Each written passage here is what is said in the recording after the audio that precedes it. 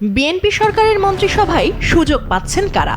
মন্ত্রিসভার আকারই বা কেমন হবে? এটা নিয়ে এখন কৌতূহল বিএনপির অন্দরমহল থেকে সাধারণের মাঝেও। ত্রয়োদশ জাতীয় সংসদ নির্বাচনে নিরঙ্কুশ সংখ্যাগরিষ্ঠতা নিয়ে সরকার গঠনের দ্বারপ্রান্তে বিএনপি। দলটির বিভিন্ন সূত্র এবং অভ্যন্তরের কানাকানিতে ধীরে ধীরে স্পষ্ট হচ্ছে কাদের গাড়িতে উঠতে যাচ্ছে রাষ্ট্রীয় পতাকা।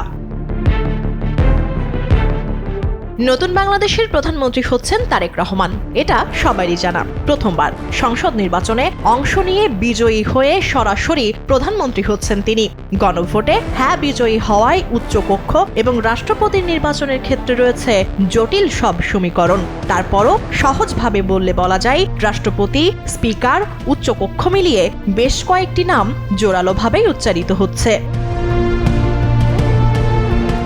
মির্জা ফখরুল ইসলাম আলমগীর, ডক্টর মঈন খান, খন্দকার মোশাররফ হোসেন, নজরুল ইসলাম খানের নাম বেশি উচ্চারিত হচ্ছে রাষ্ট্রপতি, স্পিকার আর উচ্চকক্ষের প্রতিনিধি হিসেবে। মন্ত্রিসভায় সুযোগ পেতে পারেন বিএনপির জনপ্রিয় বেশ কয়েকজন নেতা এবং তরুণরা। থাকবেন বেশ কয়েকজন টেকনোক্র্যাট মন্ত্রী, যারা সংসদ সদস্য নির্বাচিত হননি কিন্তু সুযোগ পাবেন মন্ত্রিপরিষদে। আকারের উপর নির্ভর করবে কতজন সুযোগ পাচ্ছেন মন্ত্রিপরিষদের তালিকায়। তবে প্রাথমিকভাবে যাদের নাম বেশি উচ্চারিত হচ্ছে তাদের মধ্যে রয়েছেন মির্জা আব্বাস, আমির খসরু মাহমুদ চৌধুরী, সালাউদ্দিন আহমেদ, গয়েশ্বর চন্দ্র রায়, প্রবীণ রাজনীতিবিদ ওসমান ফারুক, ডাক্তার AZM জাহিদ হোসেন, লুৎফুজ্জামান বাবরেরও নাম। চমক হিসেবে মন্ত্রিসভায় থাকতে পারেন বলে বিভিন্ন সূত্র থেকে পাওয়া গেছে বেশ কয়েকটি নাম, যাদের মধ্যে রয়েছেন সাবেক attorney general Mohammad Asaduzzaman, Reza Kibria, barrister Kaiser Kamal এবং ঢাকা ৯ থেকে নির্বাচিত হাবিবুর রশিদ, সিলেট ১ আসন থেকে নির্বাচিত খন্দকার আব্দুল মুক্তাদিরের নাম। তরুণ সংসদ সদস্য যারা নির্বাচিত হয়েছেন তাদের মধ্যে মন্ত্রিসভায় স্থান পেতে পারে বেশ কয়েকজন।